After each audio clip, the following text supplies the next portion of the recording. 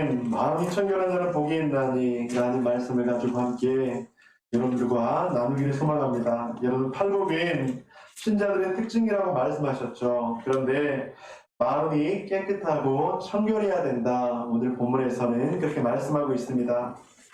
여러분들, 우리는 마음이 깨끗하다고 할 수 있는가? 여러분, 옆에 분들 한번 보실까요? 또 가정에서 여러분들 부부가 또 가족이 함께 예배하고 있다면 우리 옆에 계신 분들 한번 보시면서 이분은 과연 마음이 깨끗한가? 의심의 눈초리가 아니라 하나님 안에서 마음이 청결한 자가 되기를 소망합니다. 그런 마음으로 축복합니다 하는 마음으로 옆에 분들 한번 보도록 하겠습니다. 이야기는 하지 마시고요. 여러분들, 깨끗하지 않은 사람과 교제한다는 것이 쉬울까요? 어려울까요? 마음 말고요.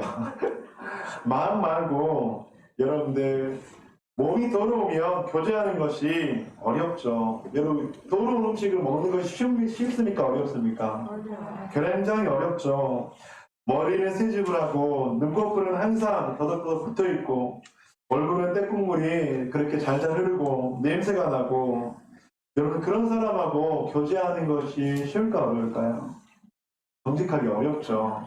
만약 목회자인 제가 머리는 새집을 짓고 눈꺼풀이 있고 그 다음에 뭐 냄새가 나고 그 다음에 뭐 때국물이 흐르고 그러면 아무리 목회자라 하더라도 제가 여러분들을 만나자고 신방하자고 하면 쉽게 네 목사님 그렇게 감사하는 마음을 할 수 있을까요? 없을까요?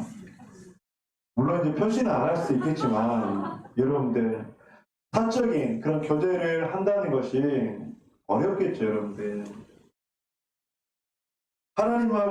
하나님과의 가까이 하고 교제하기 위해서도 마찬가지입니다. 하나님과 가까이 하고 교제하기 위해서 우리에게 무엇이 필요할까? 하나님을 보고 만나고 교제하려면 하나님께서는 우리들에게 마음이 청결한 것, 마음이 깨끗함을 우리들에게 요구하고 있다고 하는 것이죠. 하나님은 거룩하고 정결하셔서 깨끗하지 않는 것을 싫어합니다. 깨끗할 때 하나님과 교제하며 만날 수 있다고 하는 것이죠. 예수님을 믿는 사람들은 마음이 깨끗해야 된다. 여러분, 이것은 신자들의 특징입니다. 그렇다면 마음이 깨끗하다는 것은 여러분 어떤 의미일까? 여러분, 오늘 신약을 한번 보기 이전에 구약에서 하는 말씀이 항상 배경이 되거든요. 그래서 구약을 먼저 함께 좀 보기를 원합니다. 시편 24편 3절에서 6절 말씀 함께 교독하도록 하겠습니다. 여호와의 산에 오를 자가 누구며 그의 거룩한 곳에 설 자가 누구인가? 곧 손이 깨끗하며 마음이 청결하며 뜻을 하나님을 주지 아니하며 거짓 맹세하지 아니하는 자라. 그는 여호와께 복을 받고 구원의 하나님께 의를 얻으리니. 이는 여호와를 찾는 자수로 야곱의 하나님의 얼굴을 잡아. 시편 기자는 말씀을 하고 있습니다. 여호와의 산에 오를 자가 누구냐? 여호와의 산이라고 하는 것은 성산인데 곧 하나님께서 임재하시는 곳, 성전을 의미합니다. 어떤 사람이 하나님의 성전, 즉 하나님의 임재를 경험할 수 있는가? 어떤 사람이 하나님을 만날 수 있는가? 성전에 들어가려면 입장 조건이 있다고 하는 것이죠. 즉 손이 깨끗하고 마음이 깨끗한 자가 들어갈 수 있다고 하는 것입니다. 여기서 손은 외형적인 우리들의 모습을 의미하기도 해요. 그리고 마음은 내적인 깨끗함을 의미합니다. 뜻을 허탄한 데 두지 않는다는 것, 그것은 바로 우리들의 마음을 의미하는 것이고, 거짓 맹세하지 않는다는 것은 손, 말, 행동, 즉 외적인 우리들의 행함을 의미한다고 하는 것이죠. 즉 마음, 생각, 말, 행동, 내적, 외적으로 깨끗한 자가 하나님의 산에 올라서 하나님을 볼 수 있는, 즉 복을 받는 자이다. 그렇게 말씀을 하고 있다고 하는 것이죠. 여러분, 예수님께서 하신 수많은 말씀들은 거의 대부분이 구약을 배경으로 하고 있습니다. 그래서 우리는 늘 구약에서 그 말씀의 원론적인 그리고 배경적인 부분을 이해할 때 예수님께서 왜 그 말씀을 하셨는가를 우리는 알 수 있다고 하는 것이죠. 구약에서 말하는 깨끗함, 즉 정결법인 종교적 깨끗함과 도덕적 깨끗함을 의미합니다. 하나님께서는 메시아를 보내주셔서 이렇게 종교적, 도덕적 깨끗함, 즉 마음이 청결하도록 길을 열어주셨다고 하는 것이죠. 그러니까 마음이 청결한 자가 복이 있다고 하는 것은 종교적, 도덕적 두 가지 의미를 모두 포함한다고 할 수 있습니다. 단순히 레위기에서 여러분들 어떤 사람이 깨끗한 자다, 정결한 자다 이야기합니까? 뭐 음식을 가려 먹는 사람들, 뭐 부정한 것들을 만지지 않는 것들, 부정한 장소에 가지 않는 것들, 그런 그 사람들을 깨끗하다 그렇게 이야기를 하지만 여러분들 하나님께서 그런 외적인 부분만을 강조하는 것이 아니라 하나님을 향해서 그리고 또 이웃을 향해서 마음이 깨끗한 것, 그것이 바로 마음이 청결하다 그렇게 말씀을 하고 있다고 하는 것이죠. 그런데 이스라엘은 여러분들 이런 자격 조건을 갖췄을까요? 갖추지 못했을까요? 갖추는 것 같다가 갖추지 못하고 이 일들을 수없이 반복하면서 어쩌면 이스라엘 백성들이 이런 조건들, 자격들을 갖추지 못했다고 하는 것입니다. 그래서 하나님께서는 구약의 선지자들을 통해서 내가 메시아를 보내줄 것이다. 내가 메시아를 보내주어서 너희들이 마음이 청결한 자가 될 수 있도록 너희들이 인도할 것이다. 그렇게 말씀을 하고 있다고 하는 것이죠. 이런 배경 속에서 마음이 청결한 자를 바로 팔복에서 예수님께서 말씀하고 있다고 하는 것입니다. 여러분들 구약시대, 광야시대에서는 하나님께서 이스라엘의 깨끗함, 청결함을 위해서 무엇을 허락하셨죠? 구약시대, 광야시대, 이스라엘의 청결함, 정결함을 위해서 무엇을 허락하셨습니까? 제사를 허락하셨잖아요. 그래서 속죄 제의를 허락하셨습니다. 그래서 부정한 사람들 속죄 제물을 통해서 정결하게 하셨고 이를 통해서 하나님을 만날 수 있도록 하나님께 나아올 수 있도록 그렇게 하셨다고 하는 것이죠. 그런데 이스라엘 백성들이 하나님께서 속죄 제물을 통해서 제사를 통해서 하나님을 만날 수 있는 길을 열어주셨는데 그들은 하나님의 그 은혜를 망각하고 부정하게 되고 점점 하나님을 멀리 했다고 하는 거예요. 그래서 급기야 하나님께서는 놀라운 결정, 자신의 하나밖에 없는 독생자 예수 그리스도를 이스라엘 백성들, 자신의 민족들을 위해서 보내주시겠다고 바로 수많은 선지자들이 예언을 하고 있다고 하는 것입니다. 예수님이 이스라엘 백성들의 마음을 깨끗하게 하시려고 이 땅에 오셨습니다. 십자가에서 피를 흘리셔서 속죄 제물이 되었고 죄의 문제를 해결하셨다고 하는 것이죠. 하나님의 백성이 하나님을 볼 수 있게 하려고 예수님께서 오셨습니다. 여러분들 그래서 우리는 구약 성경에서 정결법, 제사법이 너무나도 중요해요. 왜냐하면 구약 시대에 이스라엘 백성들이 하나님을 만날 수 있는 유일한 길은 여러분들 제사를 통해서요. 그래서 1년에 한 번 대제사장을 통해서 속죄를 통해서 이스라엘 백성들이 짐승을 희생제물을 잡아서 그렇게 하나님 앞에 나올 때 그들의 죄를 사야 됐습니다. 그런데 여러분들 이것이 얼마나 힘든 방법입니까? 얼마나 복잡한 방법입니까? 여러분들 예루살렘에서 그렇게 제사를 드려야 되는데 수십 킬로 수백 미터 떨어진 그곳 가운데서 1년에 한 번씩 그렇게 자신의 죄를 사함받기 위해서 온다는 건 얼마나 어렵겠습니까? 그런데 하나님께서는 이스라엘 백성들을 위해서 가장 쉬운 방법을 주셨다고 하는 거예요. 그 쉬운 방법이 무엇이죠? 예수 그리스도. 쉬운 방법이긴 했지만 그런데 가장 결정하기 어려운 선택이었습니다. 하나님께서는 그들을 위해서 예수 그리스도를 보내셨다고 하는 것이죠. 우리는 기억해야 합니다. 우리가 행동을 잘해서도 아니고 마음을 잘 써서도 아니고 우리의 의지가 대단해서도가 아니라 예수님의 속죄의 피 때문에 성령 하나님의 놀라운 은혜로 말미암아서 우리는 마음의 깨끗함을 입고 하나님을 볼 수 있다고 하는 것이죠. 예수님께서 십자가에 돌아가시기 전에 여러분들 최후의 만찬을 하셨잖아요. 그때 예수님께서 갑자기 제자들의 발을 씻겨주셨습니다. 그런데 갑자기 이때 베드로가 나는 절대로 내 말을 시킬 수 없습니다. 그렇게 이야기하자 예수님은 만약에 내가 너의 발을 씻기지 않으면 너와 나의 상관이 없다. 그렇게 이야기하니까 베드로가 예수님, 그러면 내 몸도 씻겨주세요. 그렇게 이야기를 했잖아요. 그런데 여러분들, 이 지난번에 제가 주기도문 강의를 할 때 이 부분을 잠깐 좀 언급을 한 것 같은데, 여러분들 이미 우리는 온 몸을 씻음받은 사람이라고요, 아니라고요? 구매 집회 참석하신 분들 대답 한번 해보시기 바랍니다. 우리는 온 몸을 씻음 받았다고요, 받지 않았다고요? 받았다고요. 예수 그때 십자가 은혜로 말미암아서 온몸을 씻음 받았어요. 그런데 우리의 손과 발은 매일 씻음을 받아야 된다고, 받지 않아야 된다고요? 받아야 된다. 여러분, 우리가 구원은 받았지만 구원받은 하나님의 백성이 매일매일 이 땅을 살아갈 때 연약한 죄인이기 때문에, 죄를 짓기 때문에 우리는 매일마다 손발을 씻어야 된다고 했습니다. 그것이 바로 날마다 회개하는 삶, 주님 앞에 머무른 삶이라고 했는데, 마음이 청결한 자가 바로 매일매일 손발을 씻는 것과 마찬가지라고 합니다.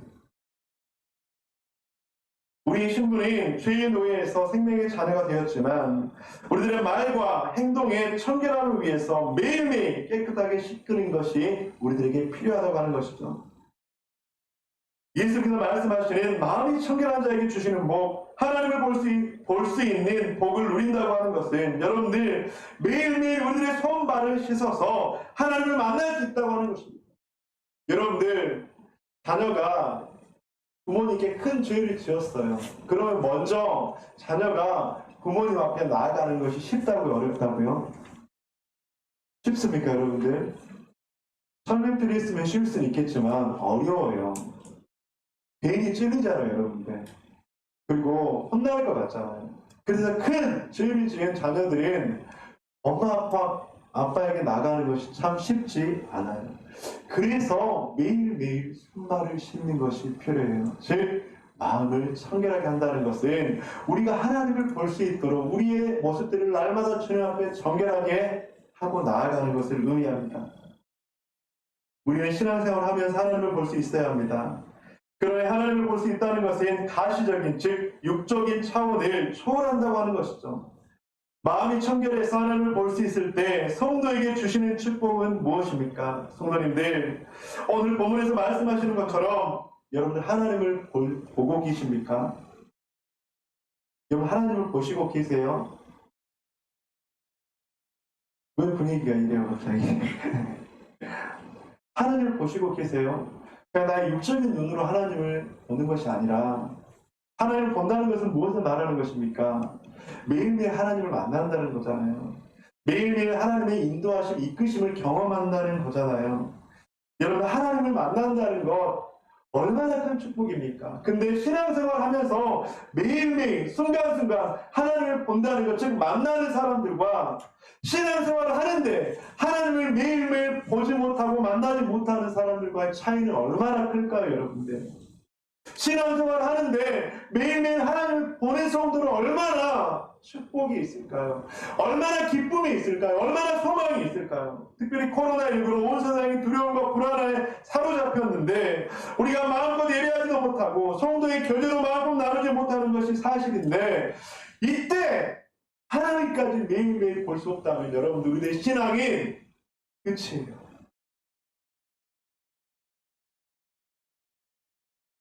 하나님의 인도하심과 보호하심을 받는 성도의 삶은 어떨까요? 든든하지 않을까요, 여러분들? 두렵기도 불안하기도 하지만 나를 인도하시고 책임져 주시는 하나님에 대한 확신이 있어서 참 기쁘지 않을까요? 제가 이제 방학 기간에 한 주에 제가 1차 백신을 맞아서 이제 한 주에 한 명씩 이제 신방을 가고요. 2차 백신까지 맞으면 이제 한 주에 2명씩 이제 신방을 가려고 합니다. 지난주 또 이번 주에는 뭐 이름을 거론해도 괜찮을 것 같아요. 원수명 집사님 사업장에 가서 그렇게 신방을 했습니다. 그래서 이런저런 이야기도 듣고 기도 제목도 나누고, 근데 우리 집사님이 참 믿음으로 주님 앞에 결단하고 나아가고 있구나, 참 도전을 받았어요. 매달마다 피가 마른대요. 매달 말마다 피가 마른대요. 매달 말마다 왜 피가 마를까? 사업장을 운영하시는 분은 잘 아실 거라고 생각합니다. 코로나19로 작년부터 숙든방을 운영하시는데 사람이 거의 발길이 끊겨지고 그 텅 빈 공간에 하나님 앞에 기도하기도 하고 또 때로는 마음이 무너지기도 하지만 그때그때 하나님을 의지하면서 그렇게 일어서 보려고 하는 하나님을 소망하는 그런 모습 참 제가 더 기도하지 못해드려서 죄송하기도 하고 그리고 제 마음이 참 아프기도 하지만 참 한편으로는 감사했습니다. 여러분들 직장이 아니라 사업장을 운영하는데 그렇게 힘든 시간들을 보내고 있는 모습을 보면서 너무나도 감사하기도 하고 마음이 아팠습니다. 여러분들 그런데 그렇게 할 수 있는 이유가 눈에 보이진 않지만 하나님을 기대하기 때문이에요. 이때 하나님을 믿지 않는다면 그렇게 과연 할 수 있을까? 눈에 보이진 않지만 그 하나님이 함께 하심을 기억하지 않는다면 그렇게 할 수 있을까? 여러분들 자녀들에게 부모라는 존재는 참 큰 의지의 대상이잖아요. 근데 이제 부모님들을 천국에 떠나보낸 자녀들을 만나보면 늘 그런 얘기예요. 그냥 병원에 계셔도 요양원에 계셔도 그냥 살아만 계시면 참 큰 힘이 되겠다. 그냥 자주 볼 수 없어도 육신이 아프셔도 그냥 계시기만 해도 너무나도 큰 힘이 되겠다. 여러분들 부모님이라는 대상이 그런 존재 아닌가요? 근데 우리 살아계신 하나님은 그보다 훨씬 더 큰 능력의 아버지라고 하는 것이죠. 그런데 그 아버지를 보고 있다, 그 아버지와 함께한다. 여러분들 얼마나 큰 소망이 생기겠습니까? 얼마나 큰 의지가 되겠습니까? 사랑하는 성도님들, 하나님 아버지가 계시다면 하나님 아버지가 나를 지지해주고 나에게 큰 힘과 소망이 되지 않을까요? 신앙생활을 하며 하나님께서 함께 하시며 동행하신다는 것을 확신할 때 위기의 상황에서도 이겨낼 수 있고 절망 가운데서도 소망을 발견할 수 있습니다.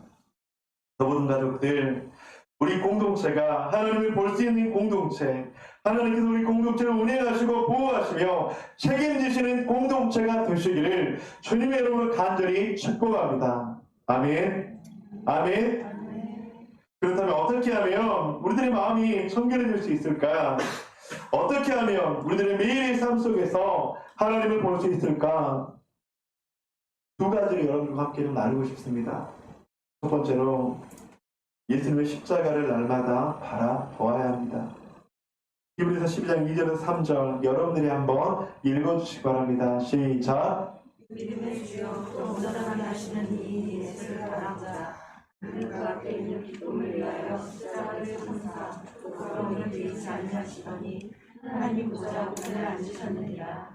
너희가 편하여 낙심하지 않게 위하여 우리들이 이같이 자기에게 거역한 일을 참으시는 줄 생각하라. 아멘. 여러분들 십자가를 날마다 바라보아야 합니다. 십자가와 날마다 가까이 있어야 합니다. 여러분들 그 사자성어에 이런 말이 있습니다. 근묵자흑 그리고 근주자적이라는 말이 있어요. 여러분들 먹을 가까이 하면 먹이 묵기 쉬워 검게 되고 붉은 것을 가까이 하면 붉게 된다. 여러분들 내가 무엇을 가까이 하느냐에 따라서 그 사람은 가까이 하는 것을 닮아가게 돼 있습니다. 내가 무엇을 가까이 하느냐에 따라서 그것을 따라가게 돼 있습니다. 여러분들 주의를 한번 잘 보세요.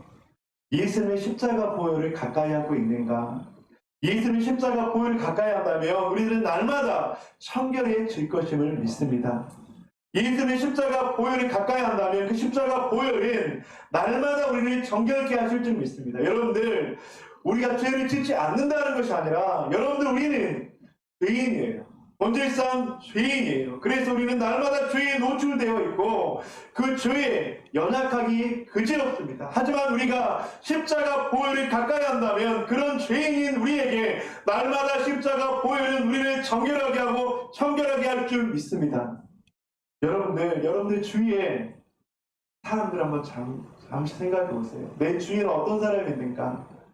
십자가를 가까이 하는 사람이 있는가? 십자가 보혈을 의지하는 사람이 있는가? 그렇다면 여러분들 그 사람들이 닮아갈 거예요.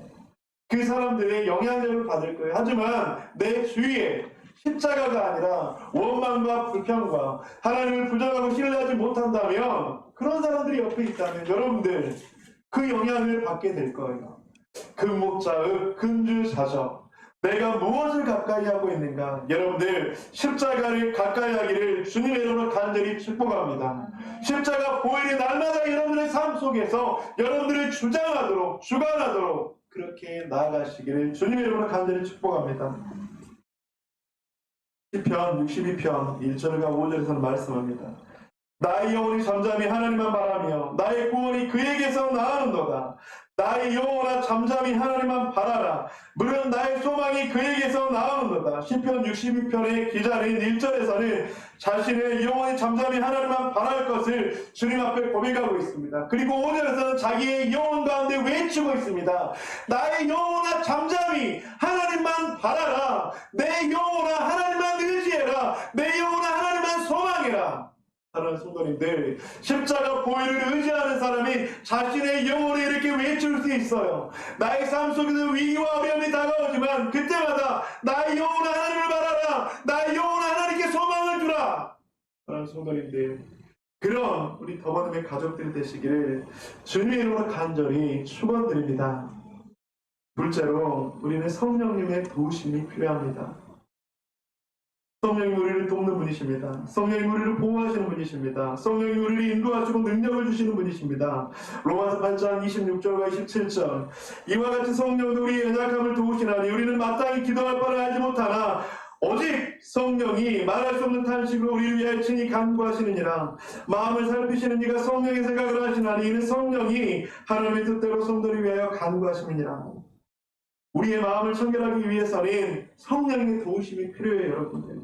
왜냐하면 우리는 너무나도 연약한 질글과 같은 존재이기 때문입니다. 여러분, 성령님의 도우심이라는 건 어떤 거냐면 우리가 마음이 청결해질 때 누가 여러분들 양심에 찔림을 주실까요? 우리 흔히들 좀 들어와야 정연아 앞에 있으니까 이제 찔리는 행동을 하면 그 양심의 가책이 느껴지잖아. 그걸 누가 주시는 거라고요? 성령님이 주시는 거예요, 여러분들. 하나님의 자녀가, 하나님의 백성이 하나님의 길을 벗어나려고 할 때 우리 마음 가운데 이게 맞는 걸까? 이건 아닌 것 같은데. 그런 마음들을 여러분 성령께서 주시는 거예요. 여러분에게 성령님의 도우심이 너무나도 필요하다고 하는 것입니다. 왜냐하면 우리가 그렇게 연약한 존재이기 때문에. 시편 62편 9절에서 말씀합니다. 슬프도다 사람은 입김이며 인생도 속임승이니 저울에 달면 그들은 입김보다 가벼우리로다. 여러분들, 저는 이 말씀 9절을 보고 진짜 시인이구나. 우리 인간이 저울질을 해보았는데, 무게를 달아보았는데 무엇보다 가볍다고요? 입김보다 가볍대. 여러분 후 한번 물어보세요. 그 입김을 무게로 저울질할 수 있습니까? 없어요. 그런데 우리 인생이 그 입김보다 가벼운 존재라고 합니다. 얼마나 나약한 존재라는 것을 말씀하는 것입니까? 얼마나 그 존재감이 없는 존재라고 말씀하고 있습니까? 그렇게 연약하기 짝이 없는 존재를 도우시는 분이 바로 성령 하나님이라고 하는 거예요. 성도님들, 우리는 스스로 마음이 청결해질 수가 없습니다. 아무리 우리가 목욕을 하고 싶어도, 아무리 노력을 한다 해도 우리 스스로는 깨끗해질 수가 없습니다. 우리 마음이 청결해지기 위해서는 십자가를 바라보아야 하고 성령의 도우심을 구해야 합니다. 우리가 절대로 놓치지 말아야 되는 것, 여러분들 십자가를 바라보고 성령의 도우심을 구하는 것, 여러분들 그것이 무엇일까? 예배예요. 여러분들의 삶을 한번, 하루의 삶을 쭉 한번 돌아보세요. 일주일의 삶을 쭉 돌아보세요. 하나님의 말씀을 집중해서 듣고 하나님 앞에 전적으로 기도하는 시간, 무슨 시간입니까 여러분들? 예배하는 시간밖에 없어요. 여러분들 구약의 제사를 통해서 이스라엘의 백성의 죄가 어떻게 됐다고요? 사해졌잖아요. 그렇게 제사, 즉 예배는 우리들의 죄가 사해지고 하나님을 볼 수 있는 놀라운 그 은혜의 시간이라고 합니다. 여러분들 이 코로나 시기에 목회자들이 이걸 좀 오해하고 곡해하는 사람들이 있는데 그 현금이 줄어들어서 예배 예배를 드려야 된다고요? 여러분들 만약 그런 목회자가 있다면 물론 교회를 운영해 나갈 때 우리 그런 걱정은 들지 않겠어요. 근데 만약에 그것 때문에 대면 예배를 드린다? 여러분들 제가 늘 같은 목회자들을 비판하지 않습니다. 그런데 만약 헌금 때문에 주일 예배를 강행한다. 그런 목회자의 소절과 하나님의 부르심이 저는 없다고 생각합니다. 여러분 왜 우리가 예배를 사수해야 되는가? 왜 우리가 예배를 드려야 되는가? 여러분들 예배가 우리를 살리기 때문이에요. 구약에서 여러분들 그 제사는 한 영혼을 살리는 놀라운 통로였어요. 그런데 여러분들 근데 만약에 온라인으로 예배 드릴 때 여러분들이 영혼이 그렇게 살아나고 그렇게 대면 예배처럼 한다면 저는 방역 지키면서 여러분들이 있는 그곳 가운데서 코로나19 상황 가운데서 예배 드려도 괜찮아요. 근데 여러분들 우리는 하나님 앞에 정직하게 나아가야 돼요. 만약 온라인으로 예배 드리는 것이 하나님 만나는 것 같지도 않고 하나님 앞에 집중되지 않는 것 같고 여러분 그렇다면 방역 지침 내에서 하나님 앞에 예배 드리는 것 그것이 하나님 앞에 바른 길이 아닐까요 여러분들? 만약 여러분들이 집에서 예배 드리는 것이 여러분들 하나님 앞에 집중하고 신뢰가 진정으로 예배 드리며 여러분들 하나님을 만날 수 있는 그런 귀한 시간이 된다면 여러분 그렇게 하셔도 돼요. 왜냐하면 우리 교회는 또 그런 아픔을 한번 겪어가기도 했고 여러분들 요즘 젊은 세대는 굉장히 코로나가 예민해요. 그렇게 하셔도 돼요. 여러분들 그걸 비방하지 않습니다. 잘못된 것이 아니에요. 하지만 여러분들 주일날 예배 드릴 때 여러분들이 그 정해진 장소에서 하나님의 신뢰가 진정으로 예배 드리지 못한다면 여러분들이 그 마음의 태도 가운데 나의 중심에 하나님을 향한 그 마음이 없다면 여러분들 대면에서 예배 드리세요. 방역 지침 지키면서 하나님 앞에 예배하세요. 그것이 바로 하나님께서 우리의 마음을 정결하게 하고 하나님을 볼 수 있게 하고 십자가 보혈을 의지하며 성령의 도우심을 간구하는 그 유일한 길임을 잊지 마시기 바랍니다. 여러분 예배가 무너지면 그리스도의 삶은 무너져요. 예배가 무너지면 성도의 삶은 무너져요. 예배가 무너지면 우리들의 삶은 하나님을 만날 수가 없기 때문입니다. 어제부터 유초등부, 중고등부, 또 영민초등 성경학교 수련회가 진행을 했습니다.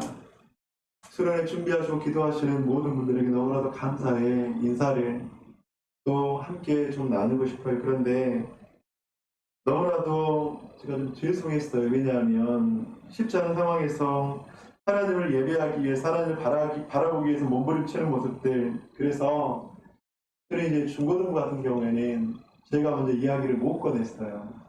왜냐하면 지금 교사 선생님들이 2명이잖아요. 그리고 지금 현재 아이들이 3명인데 그 중에 70%가 저희 가족이에요. 저희 가족을 위해서 성경 수련을 해달라고 하는 것 같잖아요. 그뿐만 아니라 이런 상황 가운데서 그걸 한다는 게 목회자로서 집사님 하셔야죠. 그렇게 이야기한다는 게 저한테는 굉장히 미안하더라고요. 그리고 또 다른 이유도 아니고 이 코로나 상황 가운데서. 근데 제 마음 가운데는 해야죠. 근데 그렇게 이야기를 잘 못하겠더라고요. 근데 우리 중고등 부장 집사님이 가정교회 사역보고서를 그렇게 내셨는데 그 기도 제목에 중고등부 수련회 때문에 고민이 되고 기도하고 있다는 그 말을 듣고 제 마음 가운데 하나님께 주시는 확신을 이렇게 경험을 했습니다. 받았습니다. 그래서 부장 집사님하고 통화를 하고 같이 기도 제목을 나누고 그러면 제가 좀 회개하는 시간을 가졌어요. 왜 회개했냐면 한 명이면 수련회를 할 수 없나? 여러분들 한 명이면 수련회 하면 안 되나요? 3명이면 안 되나요? 제 안에 그 두려움과 또 그런 생각들이 있었더라고요. 그래서 제 안에 회개하는 시간을 가졌습니다. 여러분들 한 영혼을 천하보다 귀하게 여기는 그 마음, 여러분 하나님을 바란다는 것은 마음이 청결해서 하나님을 볼 수 있다는 것은 바로 이런 것. 십자가를 바라보고 의지하는 것, 성령님의 도우심을 구하는 것, 현실을 뛰어넘는 것이며 이때 우리들의 마음은 점점 정결해지며 그 속에서 하나님의 임재를 깊이 느낄 수 있다고 하는 것이죠. 우리 영지초부 유초등부, 우리 중고등부 가운데 그 하나님의 보는 역사가 일어나고 있는 줄 믿습니다. 그렇게 십자가를 의지하며 성령님을 의지하며 예배의 회복을 부르짖을 때 그 속에 하나님의 임재를 경험하고 보게 되는 놀라운 은혜가 있는 줄 믿습니다. 말씀을 마무리하도록 하겠습니다. 하나님은 거룩하고 정결하셔서 깨끗하지 않은 것을 싫어하십니다. 우리가 깨끗할 때 하나님과 교제하며 만날 수 있습니다. 예수님이 이스라엘 백성들의 마음을 깨끗하게 하시려고 이 땅에 오셨습니다. 십자가에서 피를 흘리셔서 속죄 제물이 되었고 죄의 문제를 해결하셨습니다. 마음의 청결에 하나님을 볼 수 있을 때 우리는 위기의 상황에서도 고난을 이겨낼 수 있고 절망 가운데서도 소망을 발견할 수 있습니다. 그렇다면 어떻게 하면 우리들의 마음이 청결해질 수 있을까? 어떻게 하면 매일의 삶 속에서 하나님을 만날 수 있을까? 두 가지를 말씀드렸죠. 예수 그리스도의 십자가 보혈을 의지하십시오. 성령님의 인도하심을 간절히 간구하십시오. 그리고 예배를 사모하십시오. 여러분들이 있는 그곳 가운데서 신령과 진정으로 하나님의 최선을 다해서 예배하십시오. 그때 우리는 우리들의 마음이 점점점 청결해지며 하나님을 볼 수 있는 복, 하나님을 만날 수 있는 복, 하나님 아버지가 나를 책임져 주시는 복, 보호하시는 복, 인도하시는 복, 그 복을 누리게 될 줄 믿습니다. 사랑하는 성도님들, 오늘 이 말씀 기억하며 이번 한 주 또 살아가 봅시다. 이 말씀 의지하면서 다시 한번 이번 한 주 힘을 내봅시다. 그것이 바로 성도에게 주시는 예배를 통해서 주시는 하나님의 놀라운 은혜인 줄 믿습니다. 우리 시간 함께 좋은 말씀을 기억하면서 기도하며 나아갑시다.